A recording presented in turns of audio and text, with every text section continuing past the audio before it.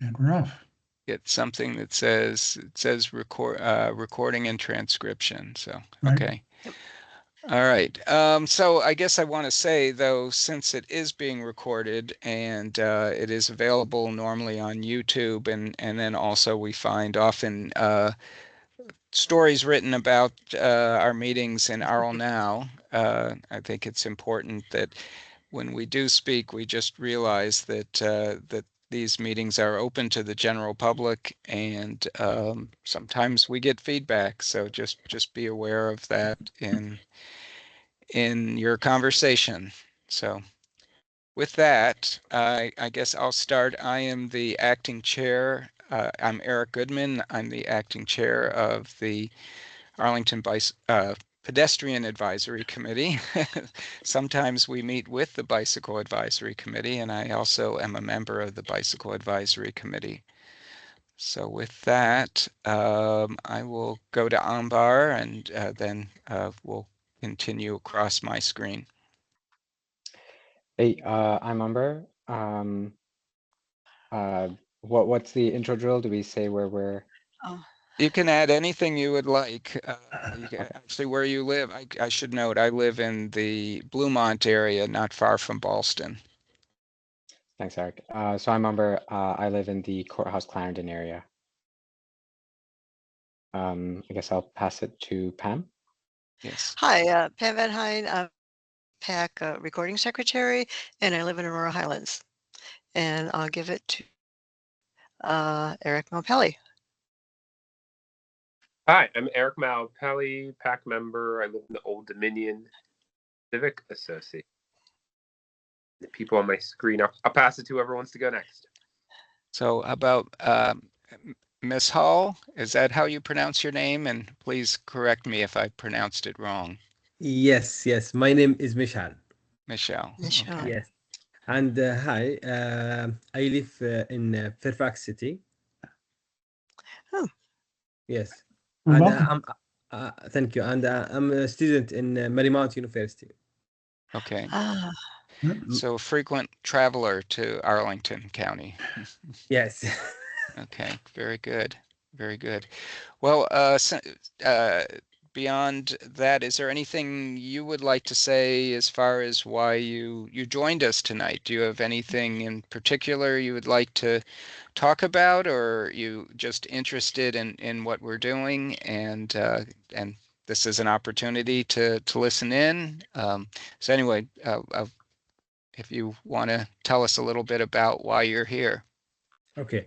I'm a student. I'm a student in Marymount University in public health master degree. Oh. And my professor, she recommended me about I should I should this meeting because I have project about children promotion, um, and this is interesting, and this is assignment for me. Okay.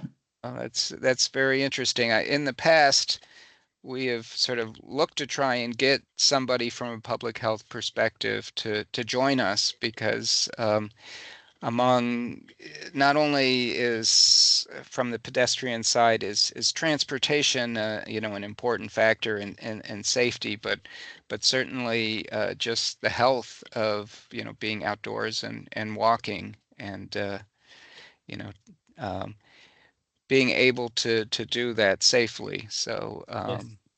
glad to have you here. Thank you so much. You're welcome. And then we have David Patton. I'm David Patton. I'm a transportation planner for the county and liaison to this committee. And I'm sorry, I'm very drippy today, so I might be turning my microphone off so you don't have to listen to me. All right, well, thanks. I guess we are going to have kind of a small group. But why don't I start into the agenda? So what I was envisioning, and I actually left an hour for discussion here, with the hope that we would have more voices, but I think we can still work with the voices we do have, is to talk a little bit about the meeting we had last month. And we had a meeting, the Pedestrian Advisory Committee and the Bicycle Advisory Committee both met with the county manager to really talk about, it had been a long time coming that we had actually met with the county manager, and I believe it's the first time that I can recall that he's met with our committees directly. We've, I guess as chairs, we've met with the manager in the past, but as far as coming to our meetings, he came to our meeting last month, and one of the things that we wanted to discuss with him was what should our role be? Our general role is kind of to advise the county manager on pedestrian issues, but that has changed a bit. In the past, we had lots of different folks coming to us to talk about projects and get our perspective on those. And several years ago, the county decided to engage the public in a different way through, I guess, a 6-step process, which I don't have right in front of me. And I believe there's a link. There may even be a link to it in the agenda. And I'm going to share my screen. So give me just a second here. Let me know when my screen is visible, and we are seeing the agenda. okay, so this is the agenda, and then below that, I believe you attached something that I wrote up. Actually, I take that back. There's not a link here. I think the link to the 6-step process was in Pam's meeting minutes. So maybe we can look at that at some point. But why don't I, if this makes sense, why don't I quickly sort of go over this sort of short document that I wrote here. This is for discussion tonight, and really, and with some help with David, really to kind of talk about what at least I gleaned from, and I went back and rewatched the video and also looked at Pam's notes, sort of what I gleaned from the meeting with the county manager. So let me go over this, pretty much just read down it, and then maybe what we can do is have an open discussion. I'd like to hear from everybody here as far as what their thoughts are. I raised my hand because I went online and found the 6-step public engagement guide from the county from 2022. It's 26 pages long. I'm sure there's a Cliff's Notes version of it somewhere, but this is the full. So it's not like a 1-pager. Well, I'm sure there is such a thing, but this is what I found. Okay. So I'll keep looking. Okay. Anyway, let me, if folks don't mind, I'm just going to read down through this. It's a short page of just kind of what I got from this, and then we'll kind of go around and talk about it. So I'm just going to start bullet by bullet. The county manager basically said to get involved with overall criteria about the kinds of projects we have, as opposed to project specifics or on a granular level. Take the approach of looking at criteria instead of specifics. He feels that would be most helpful. Advise on county standards or standards in general. Advise on criteria trade-offs among projects in terms of making hard choices between promising ideas or several good ideas. What do you think he's looking for us to maybe give him some feedback when there are multiple choices and what he thinks might be best from us.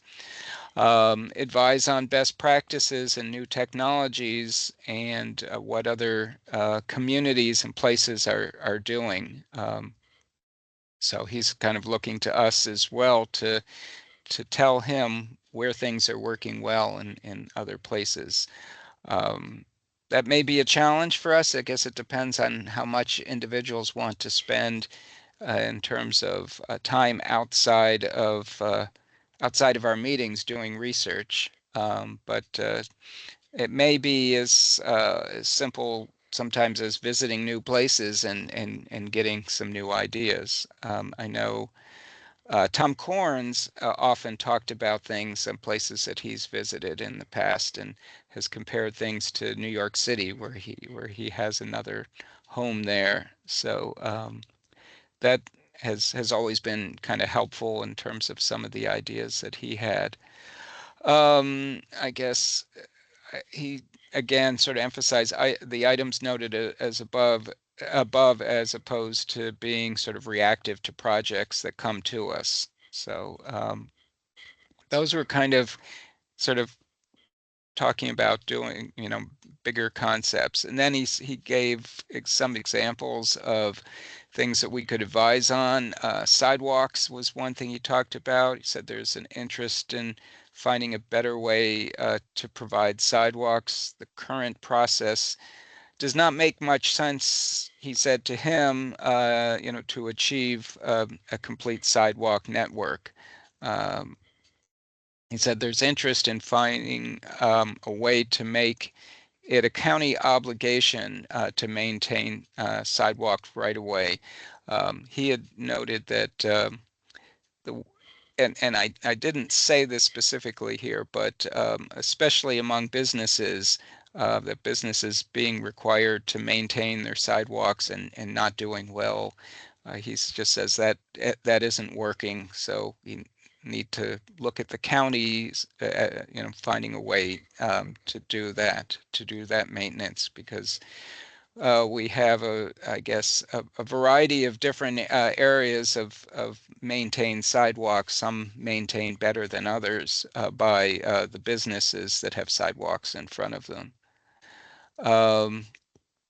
And then he expressed interest on our ideas on the master transportation plan refresh, which is it's called Arlington's Transportation Future.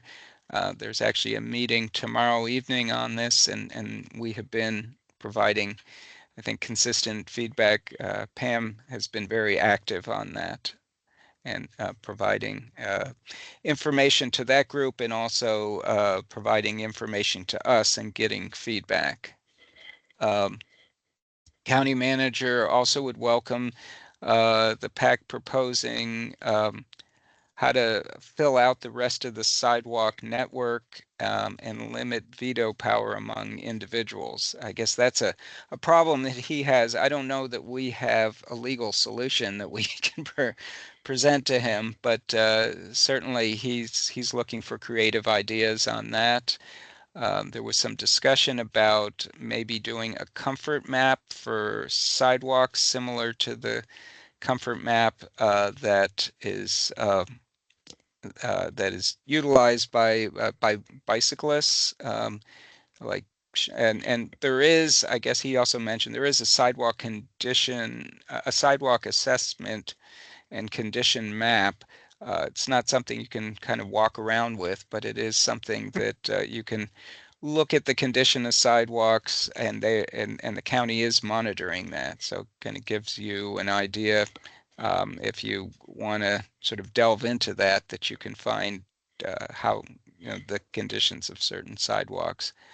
He also talked about or there was a discussion that was brought to him about block bicycle lanes, and then he talked about looking for interesting technology out there that could monitor and potentially in the future even ticket folks that were parking in bicycle lanes. So he was looking for best practices on that. not so much on the pedestrian side with that one, but I think his general thought was looking for technologies and other things that can help with enforcement. And then he also mentioned the discussion about the PAC and PAC working together in a multimodal way, and potentially at some point maybe even merging the two groups. So that was another thing, though it wasn't something that he felt would be done at this time. And then he said, though he doesn't want to hear from us on a granular level, he would like to hear examples of when we sense that there are systematic problems, as opposed to, like the pothole in one location or the design in this location. He's looking more for sort of trends and other things, safety conditions that potentially are overlooked. And then let's see what else he said. Consider having meetings, informal meetings, potentially with transportation staff to talk about broad transportation topics, or discuss things like what it's like to live in our community and what the challenges are, focusing on general themes as opposed to specific projects or project issues. And then let's see, also mention the need to get past opposition, and suggested topics. Let's see here.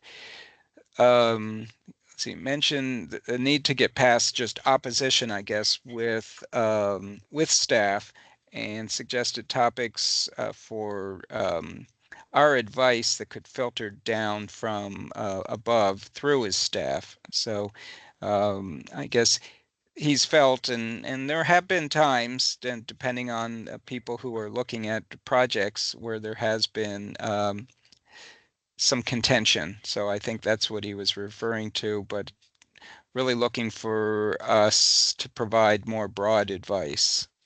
And I think that's pretty much what I gleaned from it. So why don't we start a discussion there? So maybe I should call on folks one at a time and get some feedback here. So I'm actually going to start with David. And David, I want to get your thoughts based on what the county manager has said, and also any thoughts on how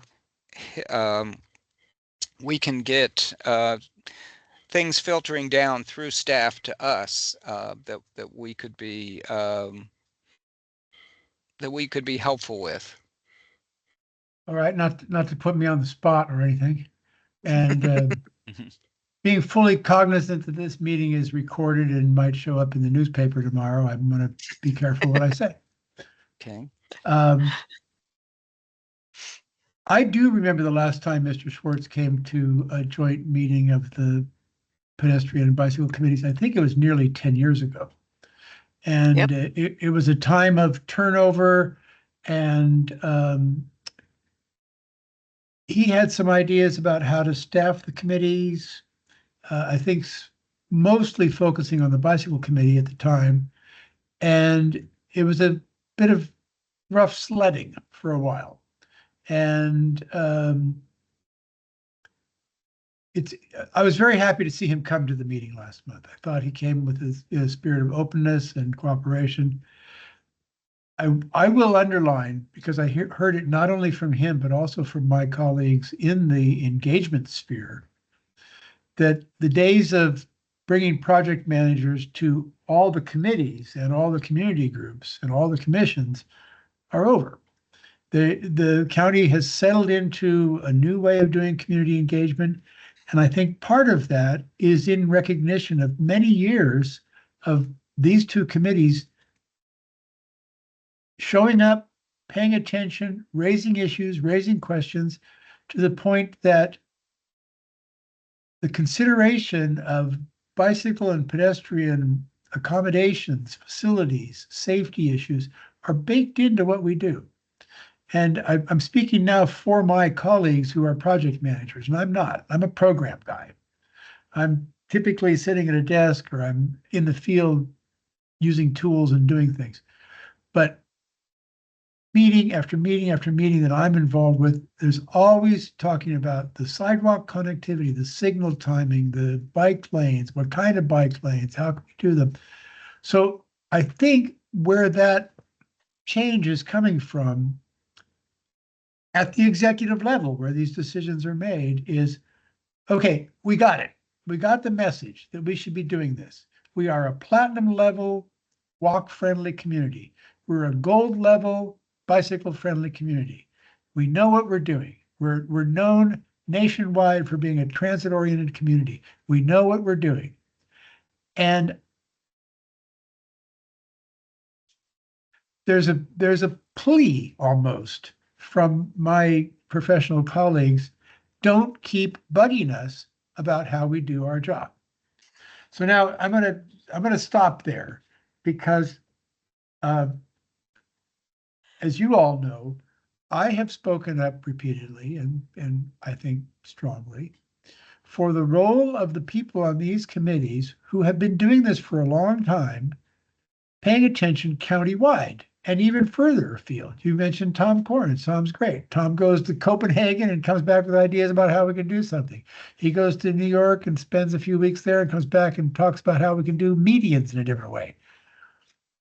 These are not just neighbors who come to a meeting about what's happening at the intersection next door.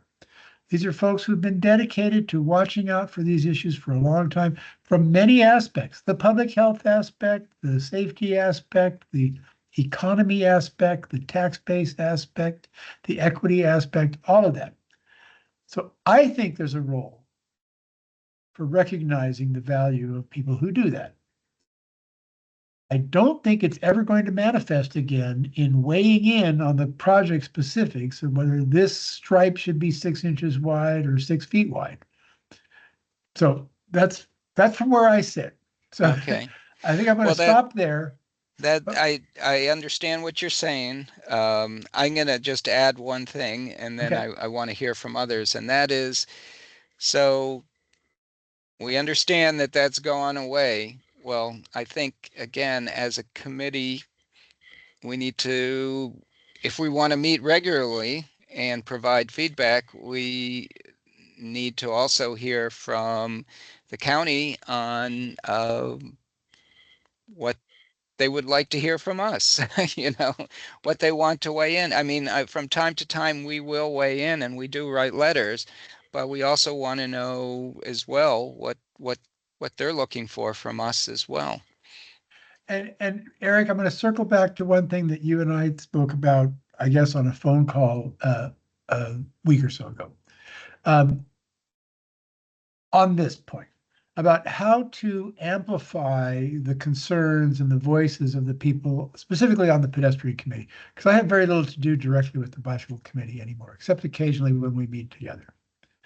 And it was your idea, and I thought it was a great sort of workaround, if you will, or kludge almost, is before I even say it, it requires the committee working together in a really sort of different way than it has done. And that is to respond as a committee in all those engagement forums, not looking for a special audience that has special weight or that has a one-on-one with the project manager, but gleaning information, going to the public engagement events, being aware of what's going on in your neighborhood and their neighborhood and the next neighborhood, and then writing as a group to amplify your feelings about something. Now, it's more work. Right. Ideally, we would require more bodies, but that's a way of working in the context of the new setting as it is. And we may give that a try tonight. There are a couple things that I've identified, not directly projects that are open right at the moment, but at least maybe a couple engagements we can walk through towards the end of the meeting. So. And we've done that a couple times recently. We did it with Gateway Park, and more recently we did it with CC to DCA, which was critical, I think, because there was a lot of pressure to create this very beautiful but cramped bridge. And even if you eliminated all the bikes, which I wouldn't recommend, it is not going to have good pedestrian flow as has been proposed. There's too many obstacles in it. There's too many beautiful things, but they are obstacles to mobility, especially with people who have mobility challenges and vision impairments. Lots of suitcases, lots of kids. It has to, first, more than anything else, be a great way for people to easily get from DCA to Crystal Drive. Period. It should be beautiful. It should be iconic and can do all those things, but it can't have like pillars in the middle of the path and planters all over the place. And so I think it was really important that we wrote that letter. And it needs to be easily maintained too. Yeah, that's right. And now you're cutting close to the wick, because that's a project I am involved with. And I'm sure you know that those drawings, those renderings that people are responding to did not come from the project. They came from the bid. I know, and I am technically on the bid. Okay. So very awkward for me to do this, but I firmly believe it can be beautiful, but that it can't have all these impediments on it. Well, it has to be clean. Anyway, stepping back, big picture, I guess hear from you. What are your thoughts with regard to kind of change in direction and how we engage with staff and the county manager? Are you talking to me? Yes, Pam. Okay. Okay.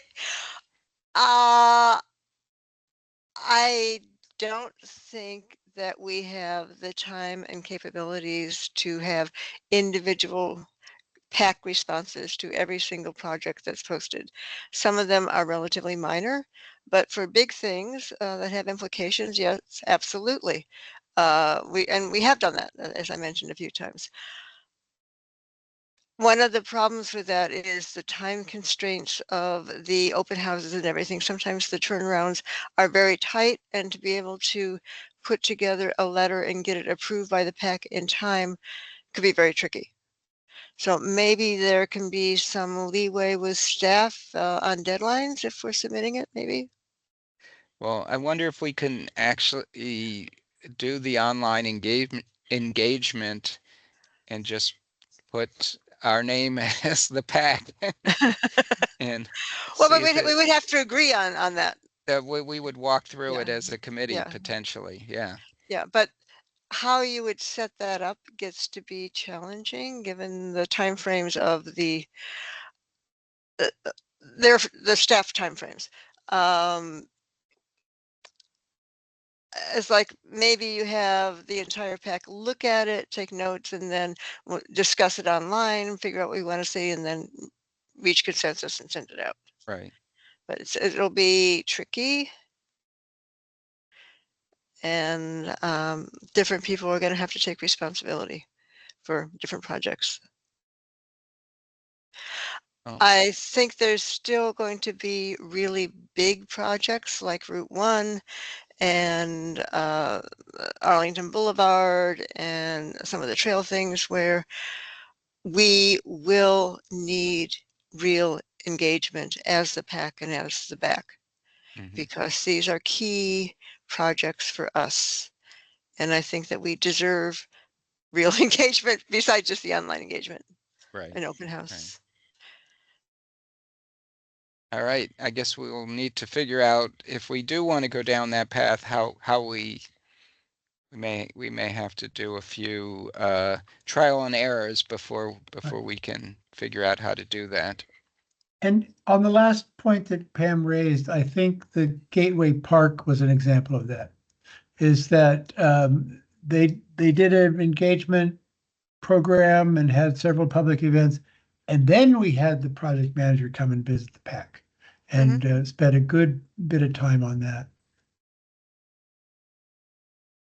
Yep. And that may or may not ever happen again, but it was really useful for everybody, I think, Right. including DPR. I think I got some things out of that discussion that just would not have come from their general engagement that they had. No. So, all right, well, let's go around here. I'm going to call on another person. Ambar, what are your thoughts? You're relatively new coming to this committee. Oh, I see David is raising his hand. It's a very small group of friendly people here, so I'm going to take a moment just to say something, and rather than leave it till the end of the meeting. Okay. There's been an issue of official recognition of the members of this committee. Typically, over time, there's been a letter that comes from the county manager as an official appointment letter with a term, et cetera, et cetera. And Umber's being in the role of being the newest inductee, still hasn't received such a letter. So I've been following up, and I'm assured that everybody who's already on the committee has a continuing membership, and Umbar is going to be officially recognized. It just hasn't happened yet. So I received a note from the county manager's chief of staff saying we very much value the members of this committee and their commitment and dedication, and we'll get to it. But it's budget season, and they're short-staffed, and they're overworked, and it's not an urgent matter. So steady as she goes. I think we should welcome Umber as a member, and we'll get the papers in order in due course. Okay. And he can vote?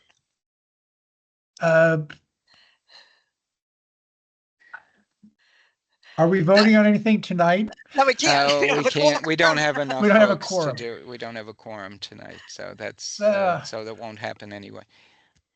I'll ask that Okay. second question. Okay. Sure. Good. All right. Thanks, David, for following up. Happy to engage regardless of what it says on a piece of paper. So I think I've got a couple thoughts. One, I think just like kind of reviewing last month's meeting, and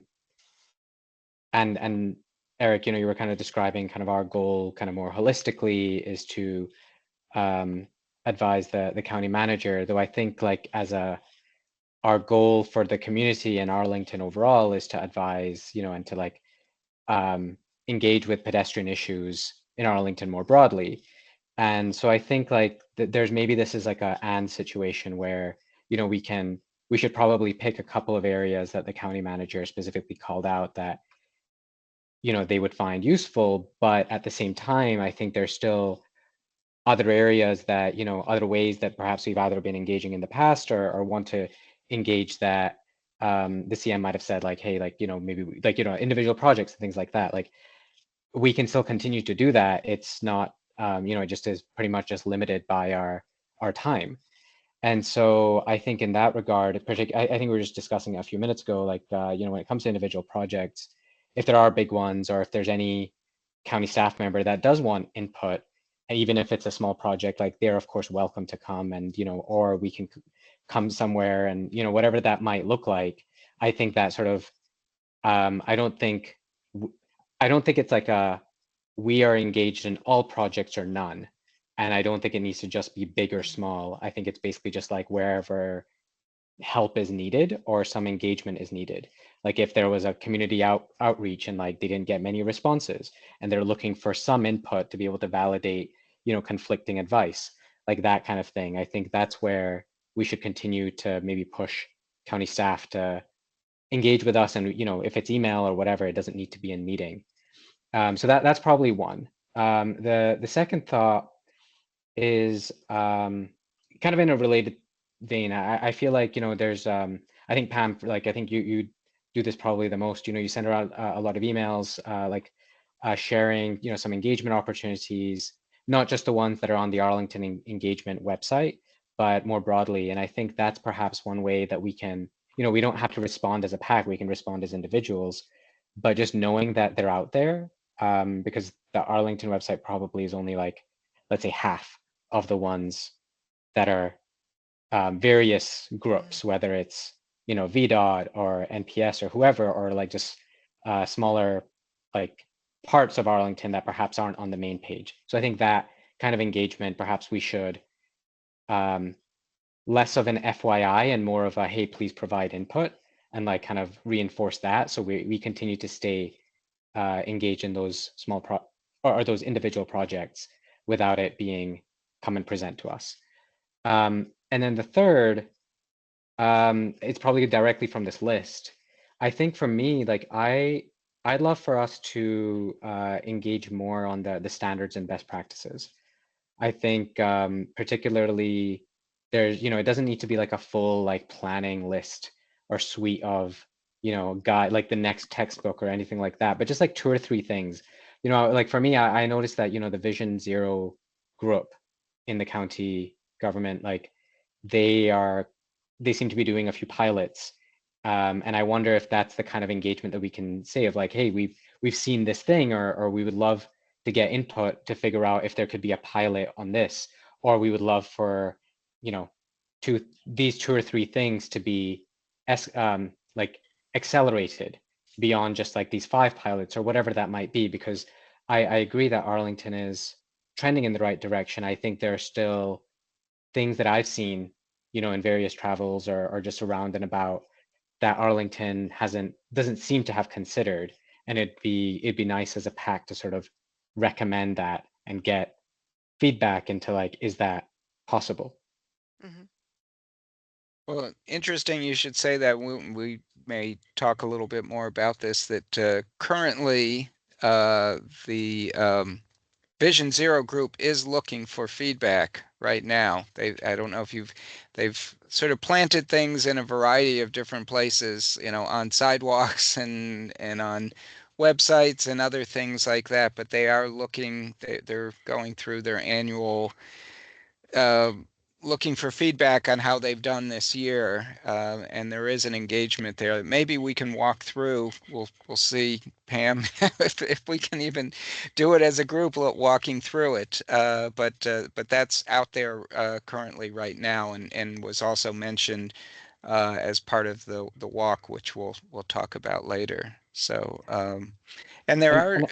Go ahead. Oh, sorry. I was just going to respond to that piece. I think like one thing that I don't know about is like how, like if like Vision Zero is just one group, I imagine, and I don't know how big the county sort of staff is and how like separated the day-to-day workings are when it comes to things that like our group might be interested in. Is everyone kind of sitting in a group and kind of like talking through each project, or is it fairly separated that like, one person in one part of the county government working in one project might not know about, let's say, some of the pilots or some of these ideas or things like that. And so I wonder if like that's the kind of thing that we can help push on, of like, let's say Vision Zero, just for, sake of example, or let me not even use it. Let's say one group is like really trying to find new ideas versus another isn't. Like, how can we share it more broadly? So I think that's, yeah, we can definitely engage more with those groups like Vision Zero, who's like trying new things, but I don't want to, I think we can probably go broader than that. So sorry, Eric, you had some thoughts as well. No, I think that was good. We appreciate it. Are there any, I guess, other, while you're speaking, is there any 1 or 2 things in your mind that you and this is what the county manager was looking for, that you feel the county is not potentially not doing well in, or that needs that needs our feedback on? I know certainly the sidewalk network is an issue that was mentioned, but is there anything on your list potentially that's out there? Yeah, for me, number 1 issue is crosswalks. Okay. I think the width, like our roads are very wide. I think avenues that we can take to, sort of design the road and the crosswalk for the speed. Like I think, there's been some big projects, and they may set speed limits, for example, at very low numbers, but the roads are designed as a driver, they were designed for 2-3 times that speed. so that there's kind of that disconnect. And I think that coupled with crosswalk lengths and timings and things like that kind of, if anything, in my mind are like, for broadly, like for all parts of Arlington, are probably in my mind like a higher issue than the sidewalk if I had to prioritize one for the other for me personally. So crosswalk distance, raised crosswalks, that kind of thing, speed, timings.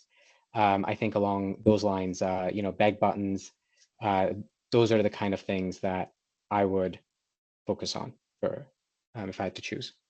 All right. Thank you. Thank you for that feedback. Anything else? I'm going to call on someone else as well. Let's have Michelle, if you want to speak about something here, and then I'll go to Eric Malpelli afterwards. Oh, and I see John has come on as well. Right. So Michelle, do you want to weigh in on your thoughts, or are you more want to listen to kind of understand what we do?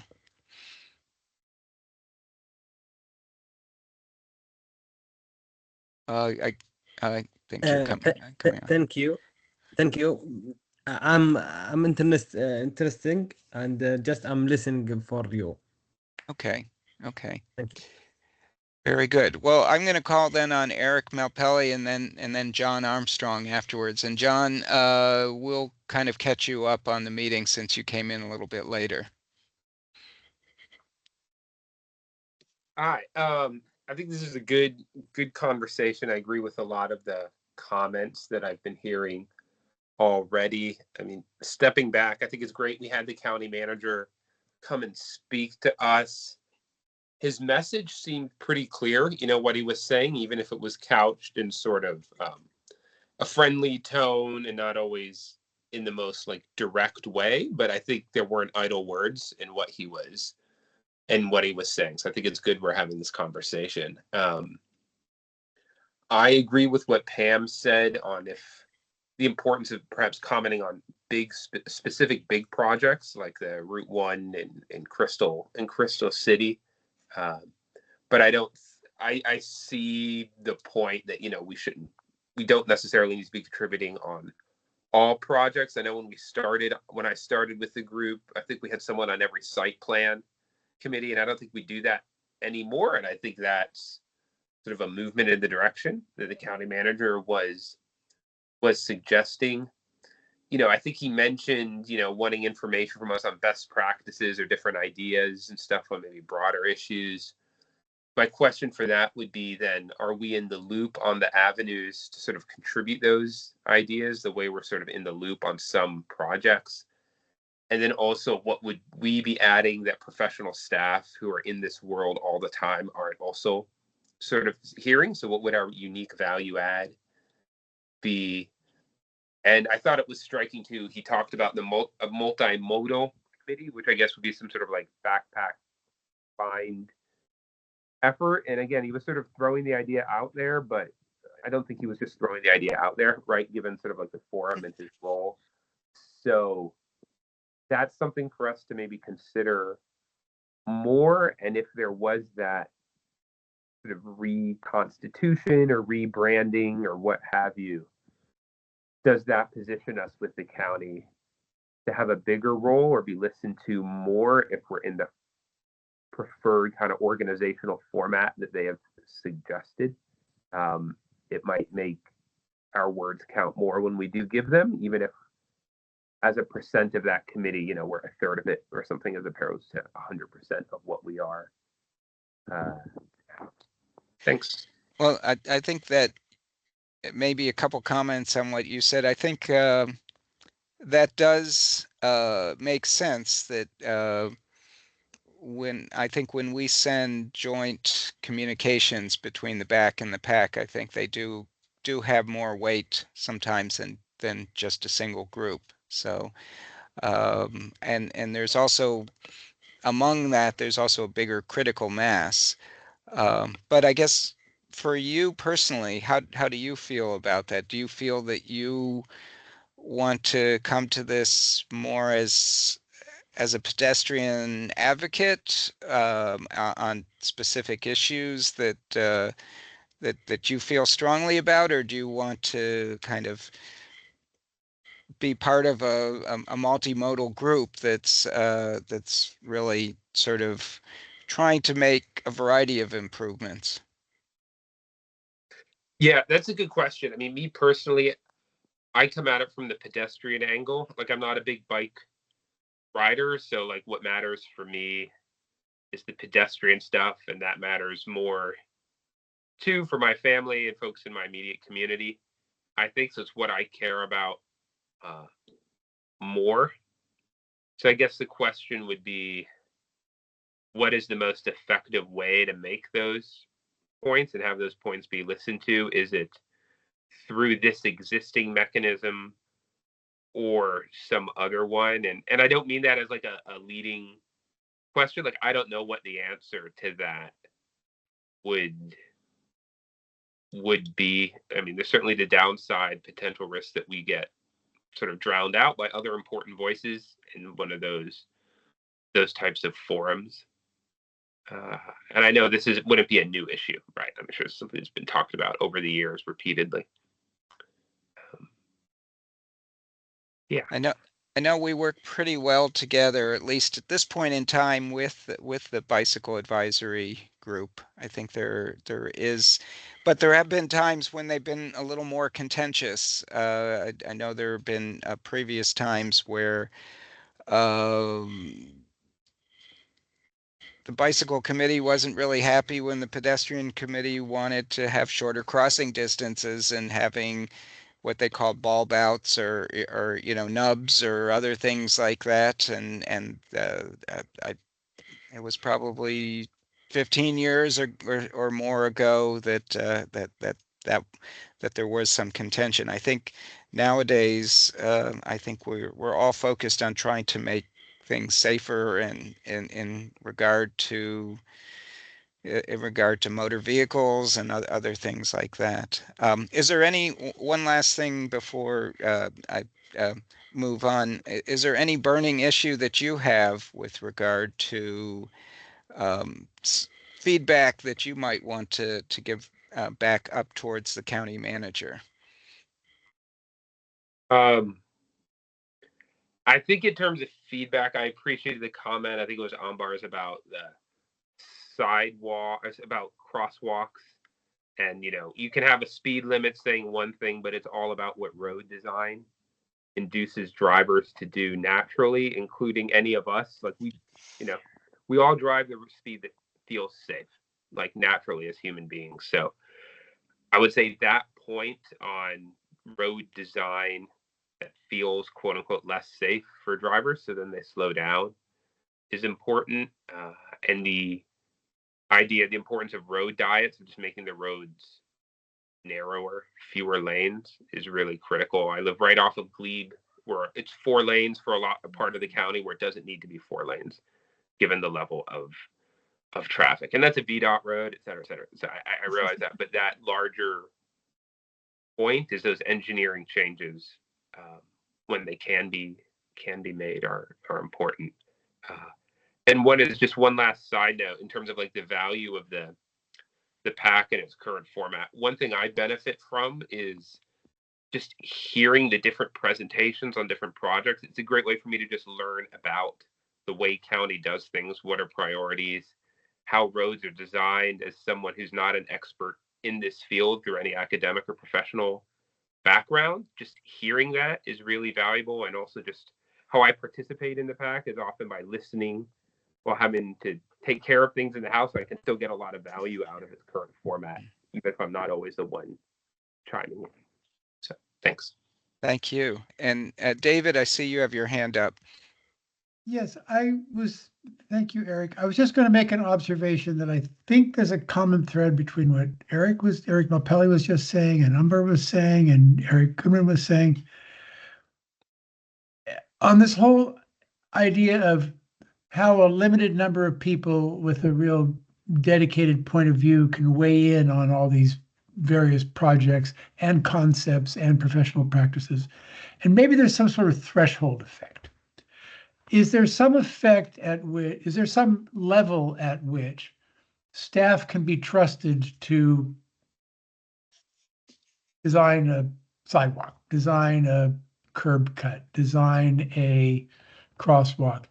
And is there a size of a project or a budget or a classification of a specifically super important road that opens the box to a broader discussion where the voices of concerned citizens have a little more weight and can't just be brushed aside saying, oh, we know what we're doing, don't bother us.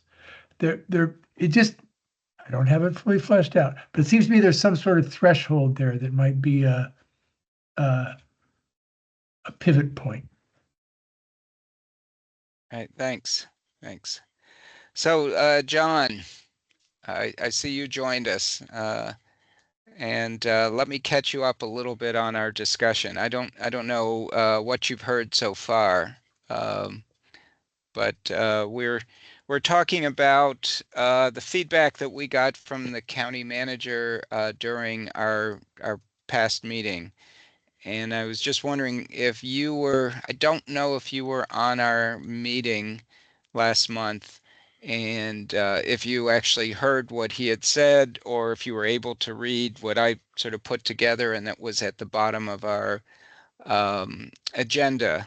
But just wanted to, did you get to at least either review the video or attend the last meeting with the county manager?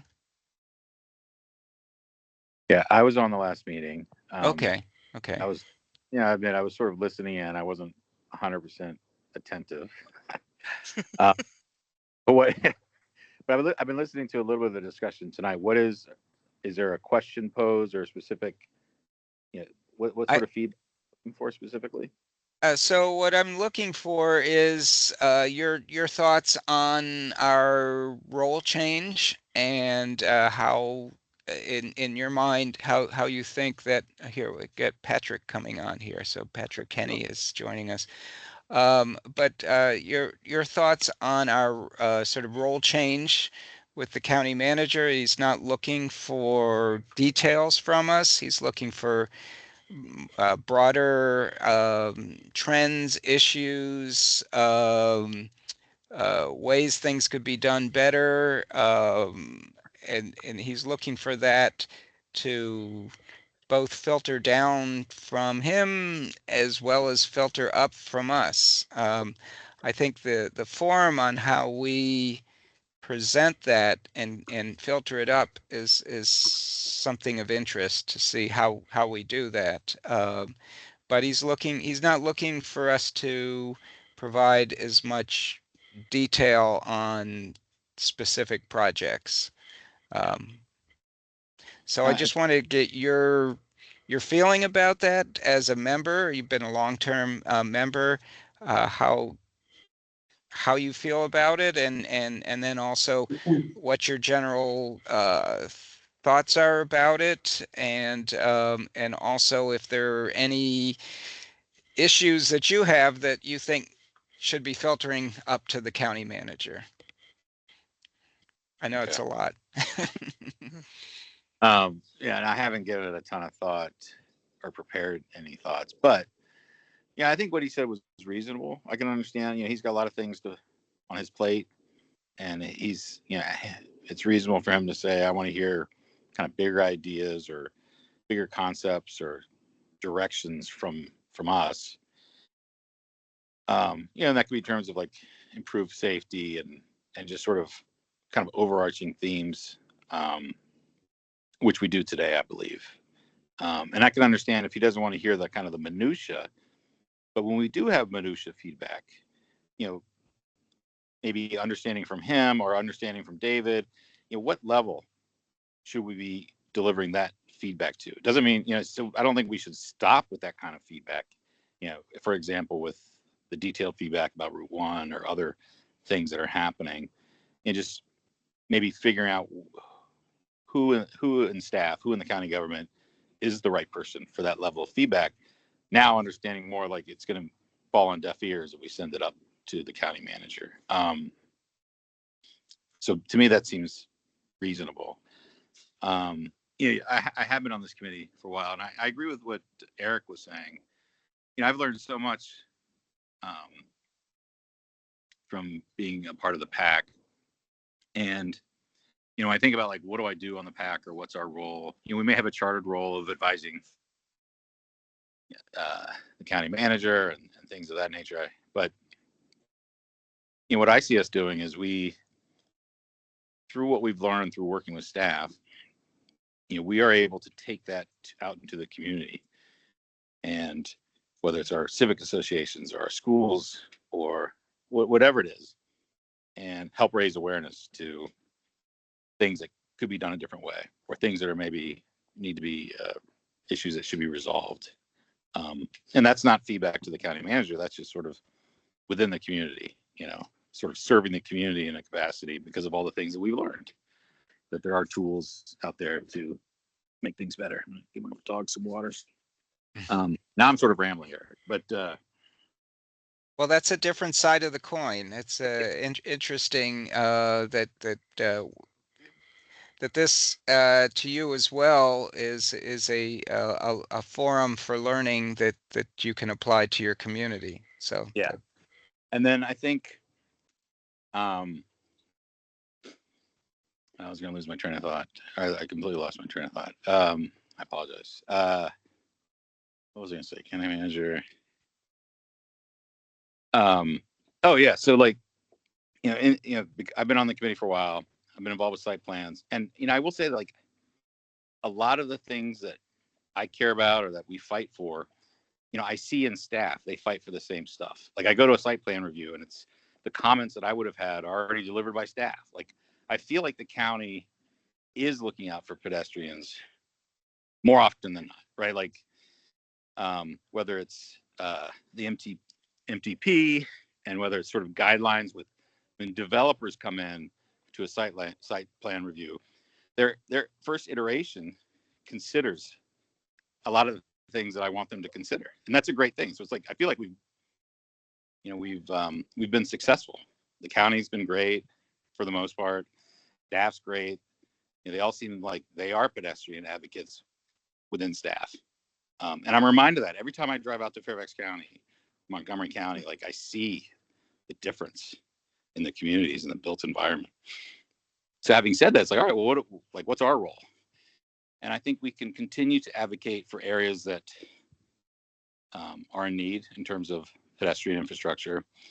I really like the comment earlier. I'm not sure who said it, was talking about road width, and there are plenty of spots in the county that need to be improved, and we can continue to fight for that at a high level through the county manager in terms of safety and themes like that, but also at the appropriate level within staff to sort of say, how do we need to keep up to speed on all the things that are happening, because I know there are a lot of great things happening that I have no idea because I don't go everywhere in the county. But when I do go to different places, I see roads being narrowed, I see bump outs, I see things that I'm like, oh my gosh, this is great. So there are great things happening. So I think we need to continue to learn and understand where those things are happening in the county, so that we can continue to advocate for those types of changes in places that they don't exist. But I think we have made a ton of progress, I feel like. And I feel like we're on the same side as staff in a lot of these conversations. It's really, where do we put our energies in terms of political will and fighting for places that are a little bit behind? And I think one of those overarching themes could be just connectivity. Just always looking for, how can we make the county connected so that people can move safely from one part of the county to another, eliminating gaps, eliminating unsafe areas. And maybe we focus on, like, where should we, how do we do an audit for, like, areas that kind of don't have safe connectivity? And just comes to mind just as simple as, things that have been there forever, but there are bridges over 66. There's one on Washington Boulevard near Glebe Road And every time I go by, I think like, golly, that would suck if that was your only way to walk to Ballston. If you had to go on this little narrow sidewalk that's a part of this bridge, like, should we be fighting for things like that throughout the county? Like, where else does that exist? Where it's really just doesn't feel safe, and it's too narrow in terms of a sidewalk. So I was rambling, but that's kind of those are my thoughts as of the moment. I appreciate them. I think, and Pam, you're collecting all of these, right? Where you can. Yeah, as is the recording, which I really As appreciate. is a recording, And which is Patrick very Henry good. is online too. And Patrick, well, yeah, David, can your comment wait for Patrick? Sure. Okay, I let's have a let quick question. But, quick. but I'm the oracle here. I'm going to Mhm. weigh in when the oracle needs to speak. No, I'll happily wait for Patrick. Okay, John, did you want to say something, and then we'll have Patrick come on? You were talking about taking notes. Are we taking advantage of sort of the Microsoft Teams being able to transcribe notes and maybe using AI to help format them or anything like that, or is this all manual that Pam has? We to do? capture the transcript. Okay. And Which is pretty useless. But Pam I adds watched the the human video. touch that's irreplaceable. Thank you all. All right, Patrick, welcome. Yeah. Hi. Good evening. How are you? Good. Are you clued in to what we're discussing here, or would you like me to give you a little introduction? It seems like alternative transportation forms. Is that? Well, I think I don't know if you saw below the agenda, I had put together like a one-page thing on what I had gotten from feedback from the county manager, and kind of big picture, without getting into a lot of what I had said there, is the manager is looking for us to provide him with big picture ideas, what we think is good, what we think is not so good, trade-offs between, if you have several things and you only have so much money to put towards them, what should he be doing? Looking at bringing in ideas from other places. He doesn't want to hear details from us. He doesn't want to hear, on a project that the curb cut doesn't look right, or which I would just say, still, I think that staff is doing a great job in a lot of things. I would say in things that I review, very often I see that curb cuts don't align very well with the crosswalks. And sometimes there are engineering reasons why not. Sometimes they just were not the main thing on somebody's mind. But anyway, I'm sort of getting off to the side here. But I just want to get your thought, being a relatively long committee member, and you've provided feedback on a variety of things, and just how do you feel about changing our role as a member?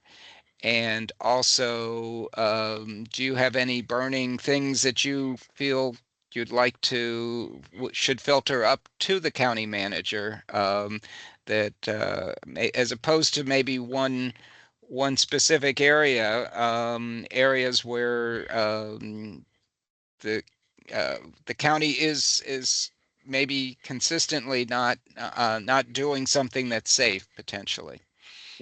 Sure. So I guess maybe a better, I guess, a better synergy with the pedestrian crosswalks and the bike lanes, because sometimes they are side by side, and there could be some challenges, especially along Wilson Boulevard, with the bike lanes and the pedestrian crosswalks kind of overlapping to a certain degree. And yeah, so more emphasis on safety around those areas. All right. How about just kind of thoughts about changing our role somewhat, being less focused on sort of reviewing individual projects, at least as a not maybe as a committee and maybe more because of their new form, relatively new form of public engagement, which doesn't include the committees, and sort of focused more on big picture items to filter up to the county manager. Yep, I agree with that idea. Just big picture items, maybe focused on like big picture items with like safety and yeah. Okay. Very good. Well, I think we've at least polled a few people and had a few more people come. I guess I'm going to review the video again and maybe jot down my notes as well. But Pam, go ahead. Yeah, and I don't know if David wants his comment to come back, or he's just gonna, he'll be Oh, number 2. Okay. I am It's sorry. free. Yes. No, it's he was- okay. A couple of comments on what people have said and what you wrote, Eric. One of them is the multimodal role. And I think, I could be wrong, but I think the county manager is talking about eventually combining us with the PAC and the TAC, the Transit Advisory Committee as well. I could be wrong. And, I know that there's been the push for us to have joint meetings with the TAC as well, at least one a year, and I think that's great. And I think this ties in with people's on the PAC tonight talking about the importance of crossing the streets and our crosswalks and intersections.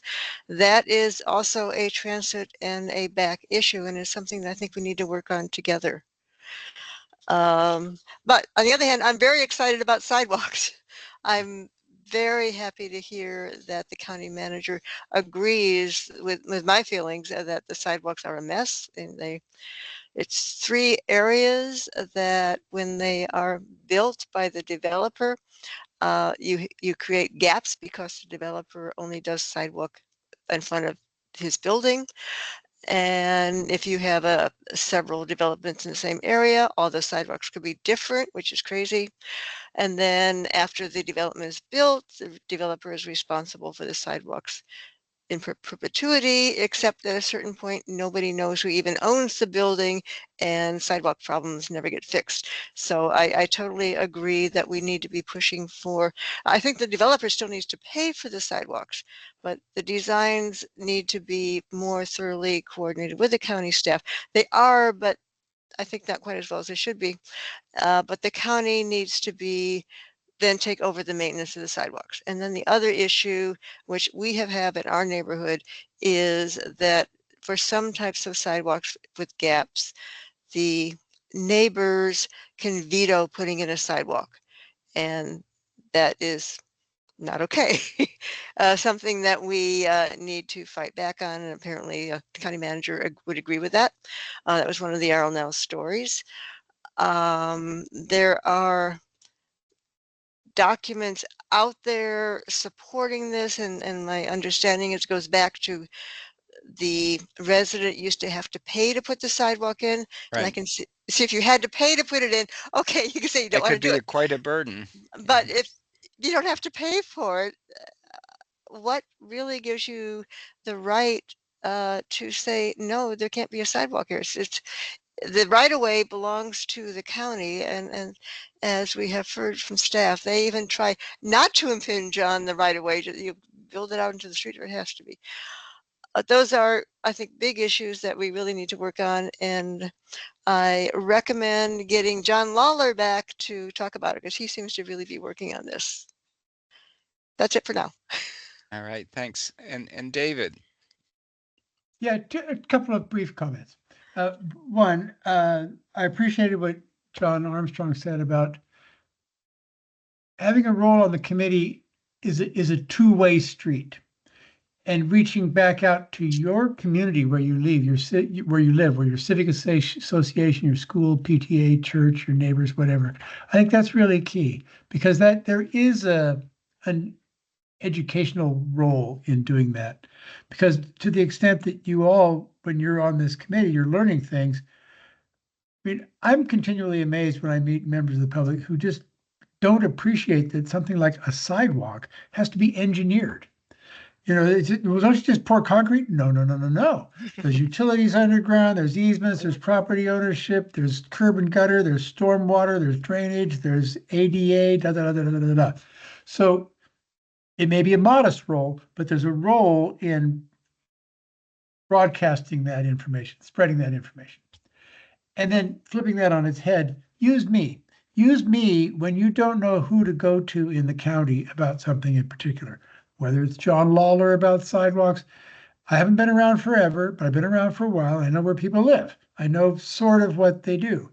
And when it comes time for me to make my report tonight, I'm looking at like 5 different people in other parts of the county who reached out to me to relay information to you. So I'm a conduit here. I'm supposed to park my personal beliefs on the side. I try to do that, except when I'm put on the spot. And but I've got somebody from parks, somebody else from parks, somebody from housing, somebody from the planning commission. They all want to hear from you on various things. So I'll get to that in time. But I am the continuing staff presence for you. I'm not a project manager, don't want to be. Um, I used to try to wrangle them to come to these meetings. It wasn't, anyway, we're not there anymore. But use me to, if you need to reach somebody else in the county structure, I can help. Okay, thank you. Thank you. Well, with that, maybe Yeah. we'll move on. We are actually a little beyond, so this was very productive having everybody get a chance to speak. Isn't always that case, so it's appreciated. Pam, go ahead. Yeah, I just wanted to say that we have a quorum, so don't anybody leave before we actually vote. Okay. And I guess I'm Do we want to do that now then, before Yeah, we sure. move on? Minutes to adopt. We have a couple minutes. We Yep. have at least a couple sets of minutes that we have not Right. been able to fully adopt, and we'd like to get them put up on our website. Okay, I move that we adopt the backpack draft minutes from the February 3rd joint meeting, 2025. Any seconds? I'm not sure I can second, but I'll second, I guess, as the chair. Any member can second. Any comments on the drafts? Which I'm sure you all read. Okay, all in favor say aye. Aye. Aye. Aye. Aye. Great. Okay, I also move to approve the backpack joint meeting minutes from Wednesday, March 12th, 2025. Any seconds? I'll second it. All right. And any discussion, any comments, any corrections? Just a question, Pam. Do your Yes. minutes count as the minutes for the back as well, or do they have a separate set of? They do records? not post them. I think Cynthia kind of writes up notes and those might be posted. But no, and so they don't separately review them, which I think is, they don't need to review them. I mean, Cynthia gets them and often gives me comments and corrections, but anyway. So all in favor, say aye. Aye. Aye. Aye. Aye. Okay, Aye. done with that business. Thank you very much. All right. Thank you. Appreciate it. I'm glad we could have everybody here that we have to do this. Yes, okay. All right. So Pam, we have 10 minutes here for you. Certainly, you could take as long as you would like, but do you Yeah. have anything you want to say about the master transportation plan or Arlington's transportation future? And know that tomorrow evening, among other things, is going to be the next meeting, and I think Eric is going to represent us. Correct. Yeah, and I gave David a PDF of one slide, which shows what we have approved for the vision statement and goals. So to show that, I'm going to take the screen. I'm gonna, and- yeah, that's Yeah. fine. Yeah, you can. Right, we're done with this. Okay. I'm going to take the screen and open up. That's And it. You can make it bigger, yes, bigger, bigger, bigger. yes. Oh, a little tiny screen. Okay, yes. You have all seen, thank you.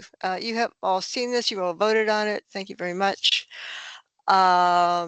We made lots of changes to what staff proposed.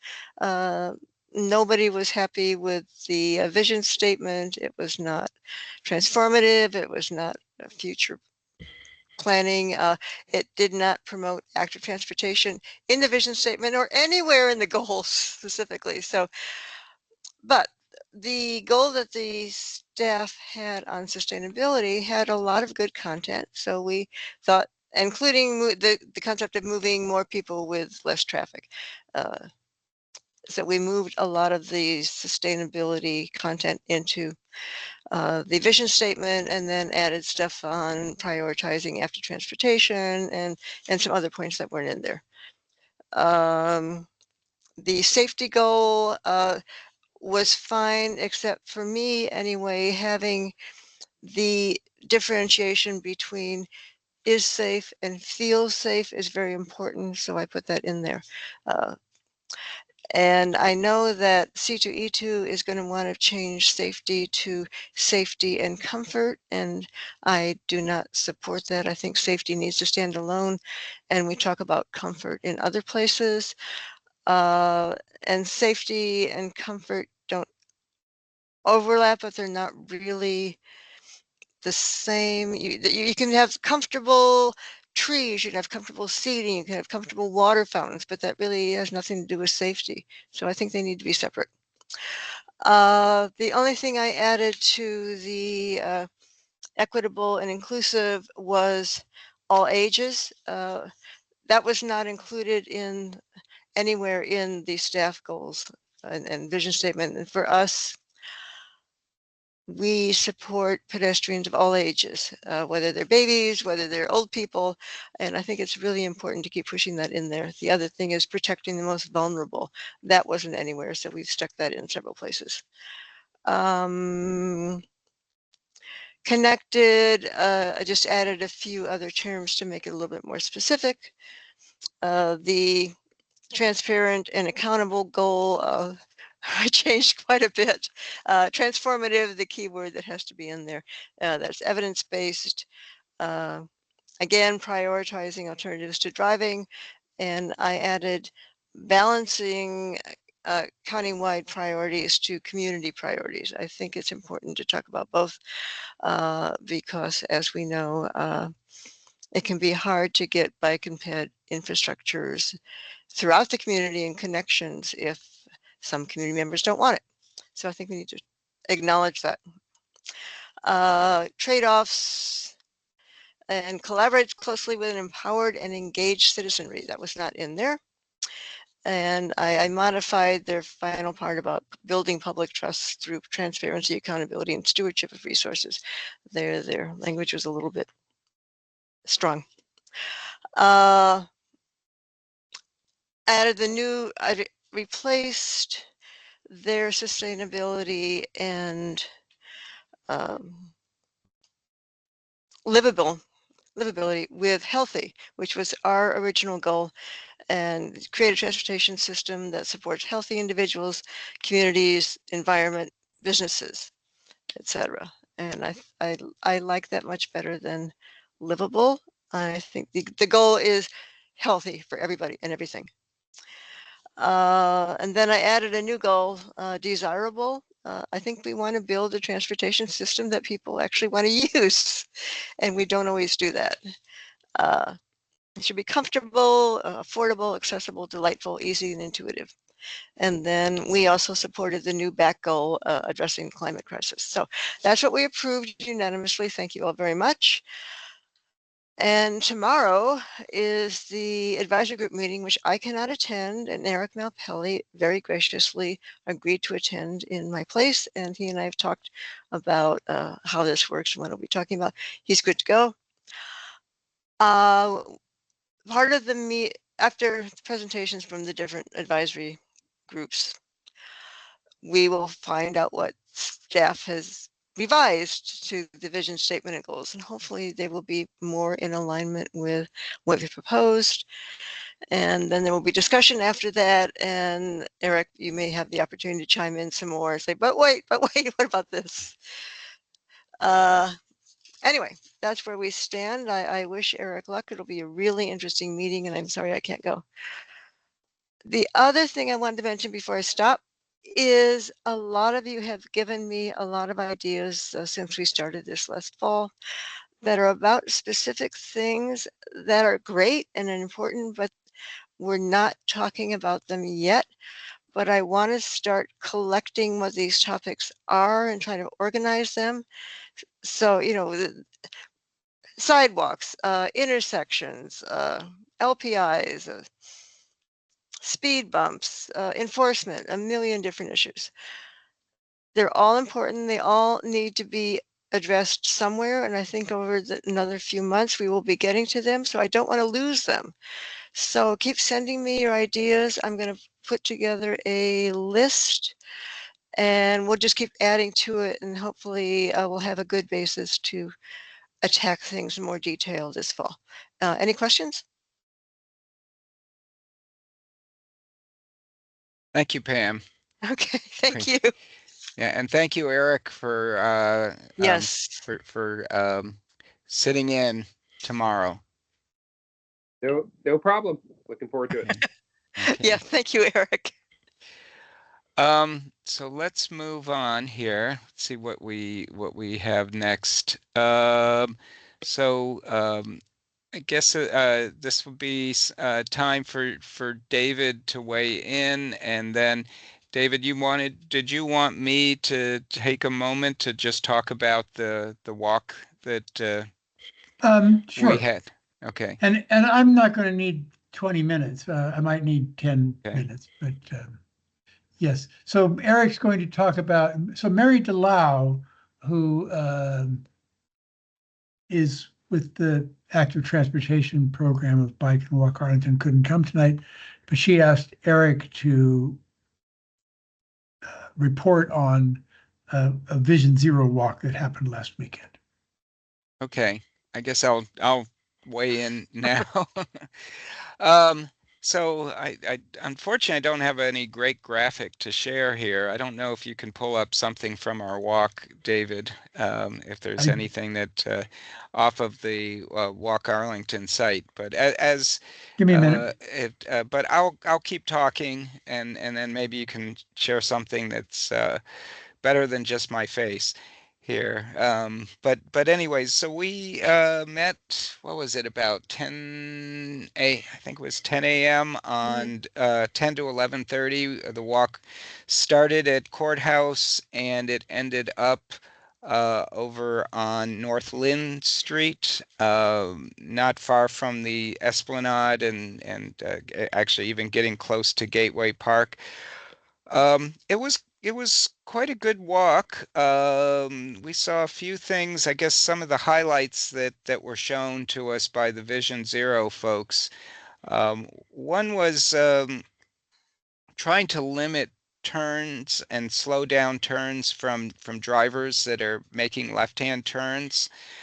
So in some places they've either hardened or they put I guess what they call delineators or bollards of some sort down the middle of the street near the crosswalk, and in one case not in front of the crosswalk, but in a way that somebody who is making a left turn and crossing the crosswalk has to kind of line up so they have a better view of the pedestrians that they would be making that left turn against. So that was at Road Street, I believe. Pam was the one that we saw. So at Clarendon and Rhodes, I believe, was one of the ones that we looked at. We walked, I think we walked on Wilson Boulevard for, was it Wilson Boulevard that we walked on for part of that as well? And I believe saw a couple floating bus stops. Some of them were different than others. There was like an older version which had like metal plates on it and looked a little more temporary than the newer ones, which had very specific places to enter and exit the uh, and cross a bike lane to get to the floating bus stop, and they had railings so people wouldn't walk, sort of cross anywhere. And they looked pretty effective from what I saw. So we saw a few of those. I did make a comment about one thing, and I don't know if others have felt the same. In like protected intersections and other places where we have added raised concrete, basically curbing, and sometimes little curbing islands. I find that just having the white concrete against a gray asphalt background doesn't always show up that well. And I suggested that they need to, when at least as a cyclist, maybe more than as a walker, I think some of these curbs need to be better marked. Oh, there we go. So that's a So you're driving and I'm pointing, Eric. okay. Okay. Well, I put the brochure for this walk in the well, chat. that is one of the places that we actually went to. I think we went across the crosswalk, which is adjacent to the bicycle crossing. So we did do that, and we looked at these.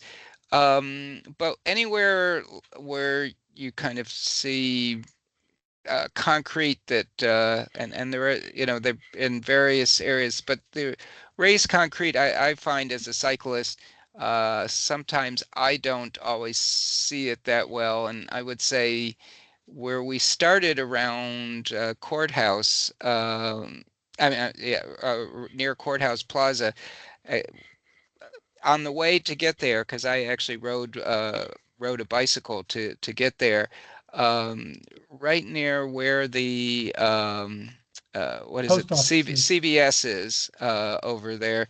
There is a raised concrete narrow turn that you actually have to go around in that protected intersection. So I my yeah, those sorts of things. So as you can see, you have to make a pretty sharp turn, and you have three pieces of concrete that are there, and a lot of those, even the delineators that they're showing there, I'm not even sure they're all there. Some of them have been knocked down by cars going over them. So my general thought is I don't want to do sort of visual pollution, but I do want to make certain, especially if you're at a time when visibility is lower, that it's pretty clear that there are these raised pieces of concrete. You can see kind of on the edge of some of these where cars have gone over them as well because they haven't seen them. So I would like to maybe, one of the things that we were talking about in certain areas, adding some color and adding, you know, um, paint to some things. Maybe that's an area where you could put some interesting paint that would make them stand out, but not really look like pollution, visual pollution. So anyway, thank you, David. And that's pretty much it. Does anybody have any questions? It was a very good walk, and really appreciate a lot of the things that that Vision Zero is doing. And in fact, if we have a moment before the end of the meeting, there's a little video that was in the county transportation update that we might even be able to show that talks about adding in things so cars aren't making left and right turns in places where they're more likely to injure people in crosswalks. So, all right, David, go ahead.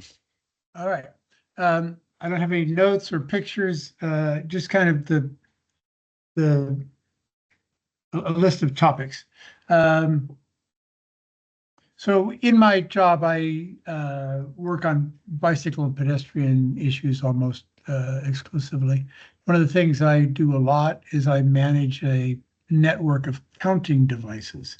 So we use the data that comes from those devices for all sorts of grants and safety studies and justifying the existence of bicycles and pedestrians for continued investment and maintenance and lighting and da. So once a year, a technician comes to visit from Montreal, which is the North American headquarters of the French company that makes all this gear. And he was here a couple of weeks ago. We went around and visited every one of the devices. There's almost 40 of them in operation. Everything's working really well, with a couple of exceptions. And which is always great. You know, these are battery powered devices that each have a cell phone and they phone data to a central server every night. And on that front, we are investing in a new dashboard website to share all that data with the public. We've had one for a long time, but it's not been very good. It was built more than a dozen years ago by a local company in Alexandria. I'm not going to bother showing it. It's on the way out. But it's going to be replaced by something that's much more modern, much more comprehensive. I don't want to oversell it. Maybe by next month, I'll be able to show it. So anybody can go and see who was on the Mount Vernon Trail last week. And I'll just give you a hint. March 29th was a very big day for all of our counting devices. It was a sunny, warm Saturday, cherry blossom season. The pollen hadn't really kicked in yet. We had almost record numbers on all sorts of our locations.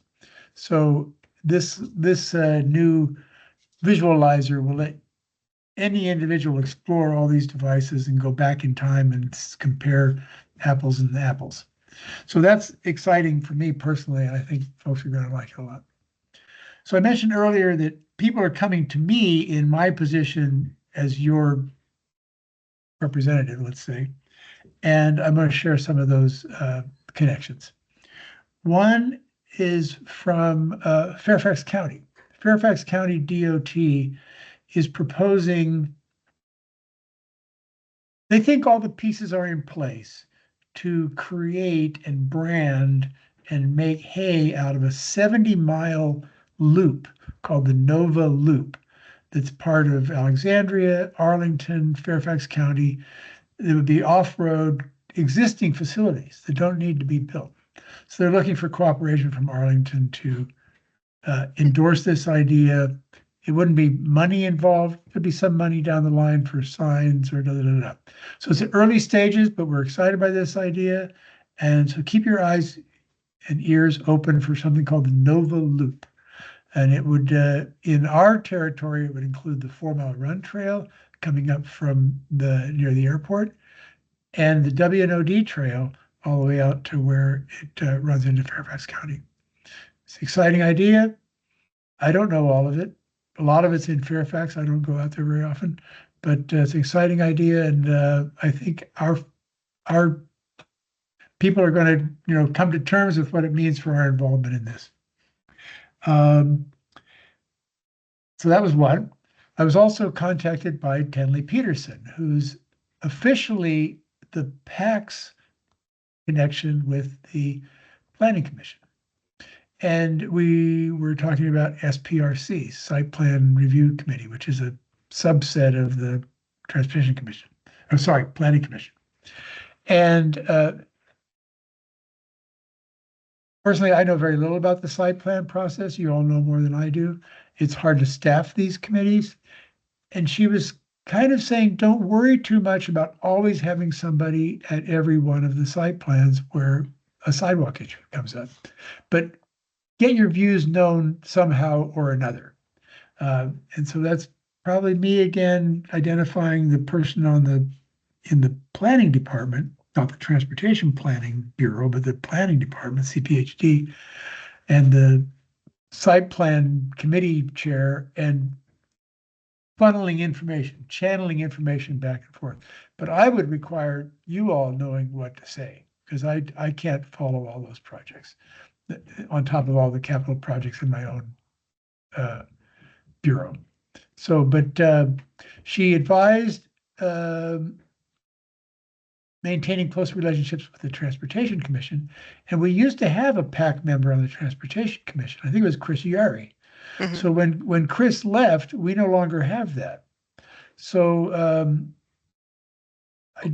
not going to put anybody on the spot, but are we maintaining or cultivating relationships with people on the Transportation Commission?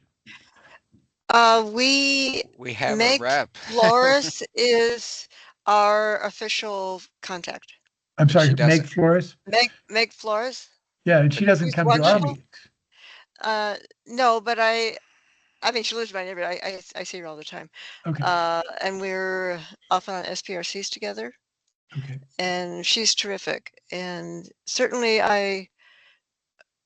if I felt it necessary, I would bring things to her attention. okay. It's a little bit tricky, because technically, when we reach out to either the Planning Commission or the Transportation Commission, we're supposed to go through their staff and like have an official kind of report. And so if you just do it through one person, there's no kind of official process there. Okay. Well, we're supposed to have a liaison, right? And that's what she is, right? And Yeah. the staff person for the Transportation Commission is my colleague in Numidun in my Transportation Planning Bureau. So Right. we have a legitimate direct connection there. And so, you know, and we've talked about any number of issues, whether it's Arlington Boulevard Trail that come back and forth between the committees and the TC. And when Chris Slatt was on the TC and chaired the TC for a number of years, we had a very close relationship with that. Moving on. I had a question from Irina Lazik. She's in the Parks Department, and she, for many years, has been the lead person for the Public Spaces Master Plan. And it was passed and adopted several years ago. It was so many years ago that they're ready to refresh it. Oh my God. So, and Andrea Walker of this committee was our liaison Mhm. to their implementation advisory group. And so Irina asked me, is Andrea still in that role? Does she want to still be in that role? And can we count on her being in that role? And do we need somebody else? I don't know. Yeah. We can We check we with. can check with her. Yeah, she probably still wants to do it, Okay, great.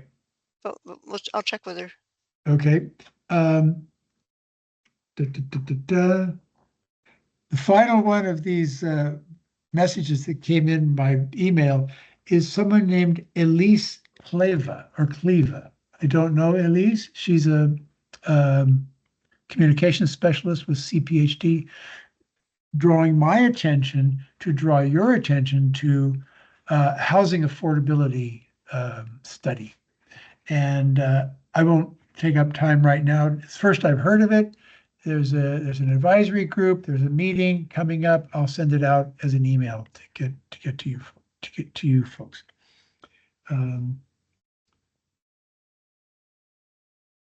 And Vision Zero. I went to a Vision Zero event yesterday. I went to Wakefield High School because the Vision Zero team was there doing one of these outreach events to the high school kids. And it was great. I learned a lot. I had a great time. The Wakefield High School does their lunch break over 3 shifts. There's, a few hundred kids come and have sandwiches and burgers for half an hour. Shift change. Another bunch of 100 kids come in, and then again another bunch. So we had a lot of interaction with kids, asking them about their perception and understanding of safety when they're walking, when they're on a bike, when they're in a car, when they're in the bus or metro. And great comments. And Christine's team, somebody asked earlier how many, I think Umbar asked, what's the Vision Zero team like? I don't know exactly, but it's 4 or 5 full-time people. There's some professional staff. There's a couple of interns. They were there, a very well-organized event with all the right easels and little sticky dots and things. And, some inducement, T-shirts and sort of some snacks to keep the kids interested. I thought it was great to see this outreach going to young people. It's not just drivers, it's not just, homeowners in North Arlington. It was really real kind of effective, I thought, engagement with an otherwise unheard from section of the population. I thought it was a good event.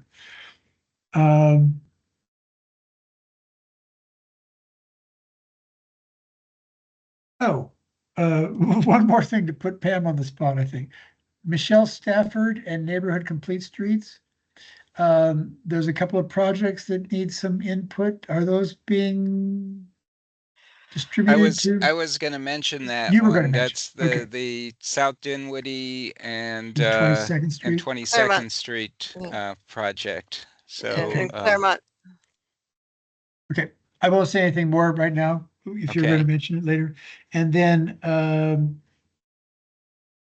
CC to DCA, Pam brought it up. That's a project that I work on. I support my project management colleagues. It's been going on for Long time. 3 years or so now. And it's one of those projects that I put in the category of challenging neighbors. Whether it's the Pentagon or whether it's the airport or whether it's National Park Service or whether it's JBG Smith or whether it's VDOT or whether it's Arlington National Cemetery or whether it's the Army Corps of Engineers, if you're talking about the river edge, we have And VRE. challenging and VRE and Amtrak and blah, blah, blah, blah, blah. We are a little fish in a very contentious pond. And this project brings that all to the fore. And the airport, WMATA. Or no, sorry, MWA. Oh, and WMATA. Mhm. Oh. This project has them all. Well, it doesn't have the Army yet. It's threading a needle. It's three-dimensional chess. It's threading a needle, whatever. But the exciting news is that now we're well into the design phase. We're past the concept. We're past the gleam in somebody's eye. We're actually into the design phase. And right now is starting the first constructive engagement with an architectural firm to try to make whatever is built work, be effective, be efficient, be affordable, be safe, look unified. So look for opportunities to weigh in on that. We had a meeting, I think it was in February, when the first engagement aspect of the design phase opened up. So we're a couple months into that now, and now it's getting serious. Budget constraints. If you want to do things like have a cover on the bridge, it adds cost, it adds weight, it adds wind load, da da da da da da. So I'm a babe in the woods on this project because it's very complicated. It's bridge engineering and all those challenging neighbors I mentioned earlier. But it's an exciting project. Everybody wants it to happen, and we'll see what comes out. So I just want to plug it and ask people to pay attention and look for opportunities to weigh in. Tomorrow there's a meeting. It's not really a public, well, maybe it's a public meeting. I'm not even sure. It's from the working group, the county staff and our consulting team who's been on this for 3 years, I think already, meeting with the county's public arts people. And the point of the discussion being, let's not just plaster something on this bridge structure and call it art. Let's make the bridge be a statement of beauty and function and integration and all that. So we'll see what comes out of that meeting, and I'll report back, because that's a project that I'm involved in on a regular basis and have been and continue to stay involved with. Is it during the workday? It is during the workday. It's 10 o'clock in the morning. I don't think it's a public meeting. Not that it's secret. It's just still kind of a working group. Whatever comes out of this meeting will be public, I'm sure. I think that was my list. Well, thank you. I appreciate you bringing multiple things to the committee. Let me just look at what else do we have here on our list. I'm just going down. It says review of meeting minutes. We did that. Vision Zero report in April. So there was a Vision Zero report, which putting it on the screen might be a little hard because it's very wordy and there's lots of Very long. Right, yeah, right. but definitely I'll make certain that gets out to folks. Engagement opportunities, neighborhood complete streets, and then we also are talking about maybe having a walking meeting in the future at Gateway Park. And just to let folks know, I am not going to be available next meeting. So Pam or someone else may have to chair the meeting in my absence. But I'm going to be hopefully on the Gap Trail, riding the Gap Trail, and I'm hoping to. So Well, I will be in Portland, Oregon, but I will be doing this virtually, and I'm happy to be chair okay, pro tem. that would be good. Acting. Well, we still have a few minutes here. I was thinking that maybe I can share my screen about a couple public engagements. Sure. We can maybe walk through them. I don't know that we can fill them out together, but let's see how this works. So we're going to start with that Dinwiddie one, and then maybe also go to the Vision Zero one. But I'll start with this one first. And so Pam, just for folks, I'm sure folks have seen, but Pam does send out a lot of these things for engagement for people. She tries to keep us honest and know about a lot of these things as they're happening. But I believe right now the only ones that I'm really seeing that are open that are kind of within county items. There's some that are outside of the Arlington items are this South Dinwiddie Street one for the neighborhood complete streets, and then also the engagement for Vision Zero. So let me see if I can share my screen, and I'll try and make this large enough that it's let me see if I can make this at least one larger and see if is that easy to see? I Yep. guess at Yeah. this, okay, good. So this is the south. I have not looked, I'm sort of looking at this cold, so I haven't looked through it, but let's see if we can go through, kind of get an idea of what this is about. And this was shared, they're looking for our feedback. I don't know if we should do it through this process or maybe between some emails we can sort of gather the information.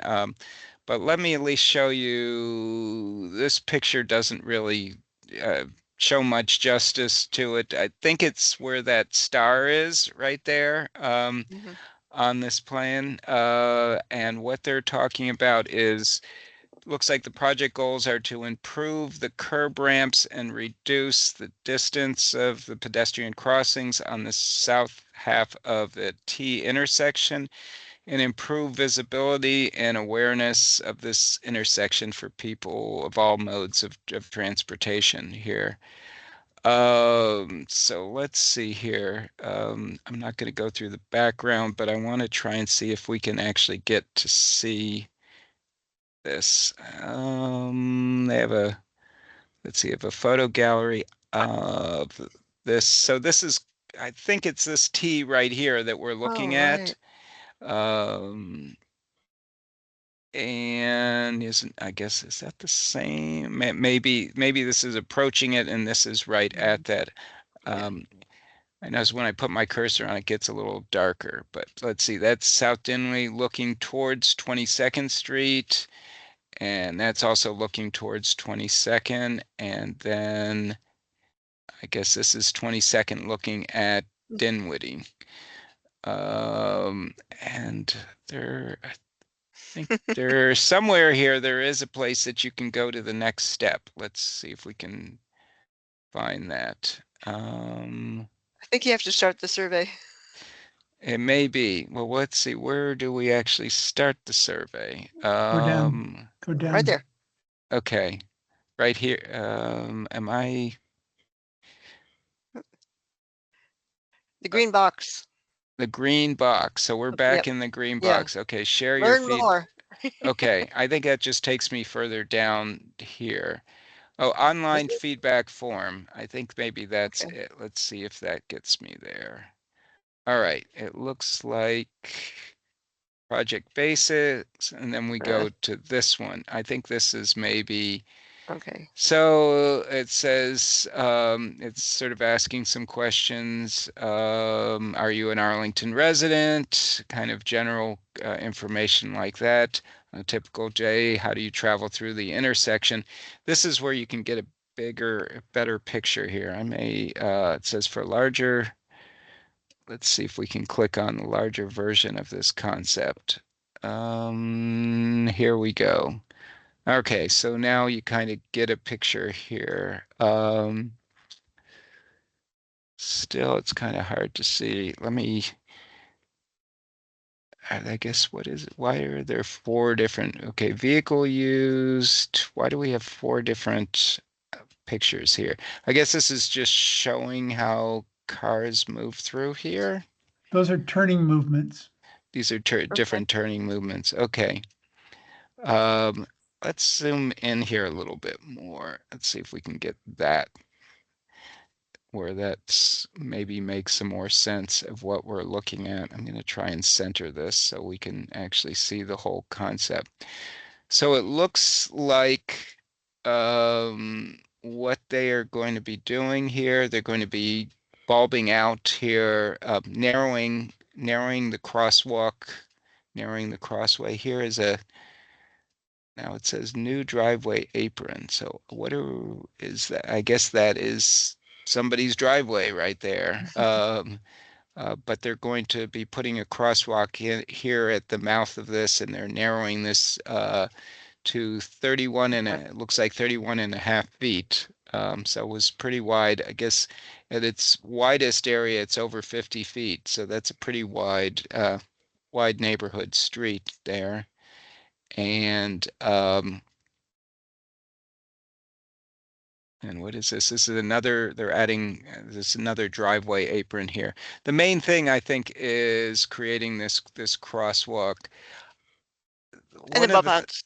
Yeah, yeah. One of the Mhm. things I guess I always complain a little bit about, and I'll just show this to everybody, is if you are in a wheelchair or whatever, to actually get down this ramp, by the time you get in the street, you're outside of the crosswalk. So you really, really needs to be more aligned, a little more closely aligned with the crosswalk. They're able to do it on this side for some reason. Just the way this turn is here, that it looks like they were not. But that's the sort of thing that I always find as a concern, is to try and do a 45-degree angle is not easy for anybody who's in a wheelchair, and it usually puts them in harm's way for a moment until they correct themselves and get into the crosswalk. So It's a challenge if you're vision impaired too. You right, could end up in the street. right. Yeah, it's very Trying bad. trying to align yourself. You're right. You could end up going that way. So this seems to be a theme that I'm often commenting on, and I that's where I kind of feel, why doesn't staff all try and align these as much as possible. So I think that would be my comment. Does anybody else, as we're going through this, does anybody else have any similar comments on this? I'm gonna pull back a little bit.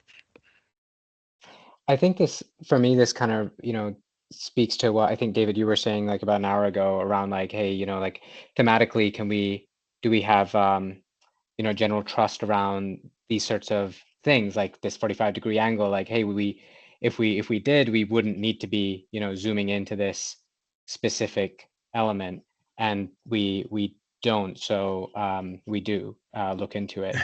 I think the other thing that, is just kind of interesting is, I would say maybe the decision, like I can see pros and cons either way, but like, if I had to really like nitpick here, like the decision to, put the crosswalk like along the street on the right hand side versus, a shorter distance maybe closer to where these aprons are towards the left, you know, which would probably right now is probably what, like 40 feet crossing Move it. versus Yeah. the 31. Yeah, I think the problem is there's a driveway there. And a drainage structure. Yeah, There's a Yeah. rectangle with a black circle in it, and that's a drop inlet for stormwater. yeah. I don't think they had a choice in the location, Right. but they still can fix the Yeah, the landing. the curb ramp issue is a good example of what you're talking about. I agree. That could be part of that could very easily and correctly be a comment on the feedback form. Right. Maybe there's a reason. There could be a slope, there could be a cross slope, there could be something. I don't know this detail. It is more difficult to create a slope that aligns there, you know, Yeah. because one side's going to be bigger, you know, than the other. But I think, to me, just seeing this as a common issue, you could also depress the curb more and create an alignment to do that as well. You know, instead of having a narrow, this is quite, you can see how much narrower the ramp is than the crosswalk. You could widen that and actually work on alignment by doing that. There's several things that potentially could be done to improve that. That's a good So- catch, Eric, because the pedestrian ramp should always be at least as wide as the crosswalk. You would hope.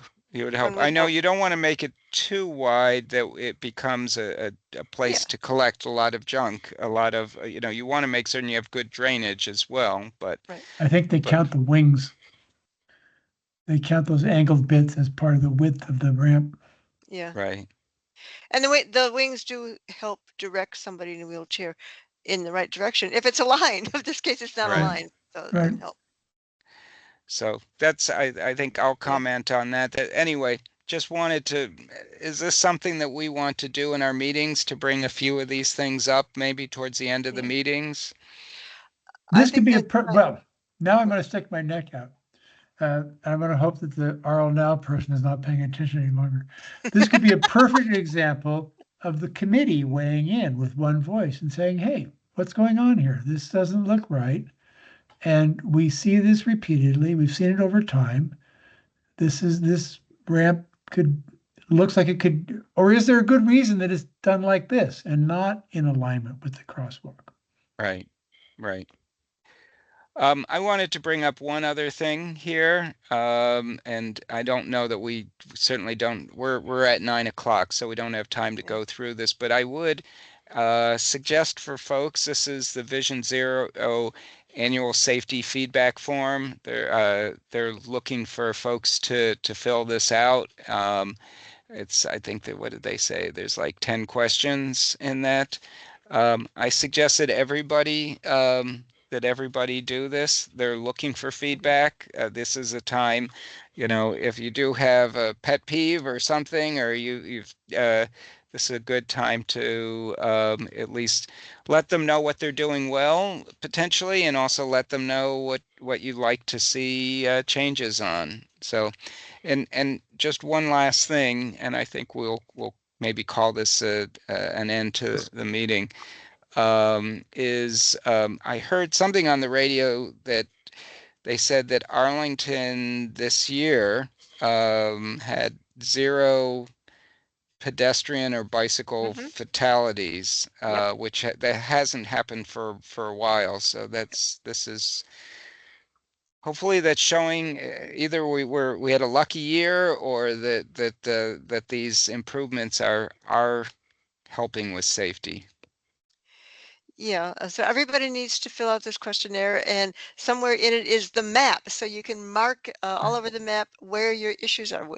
And you know, for me, it's always the same intersections all over my area, but it is so much fun to fill in as many Yeah. spots on the map as you can.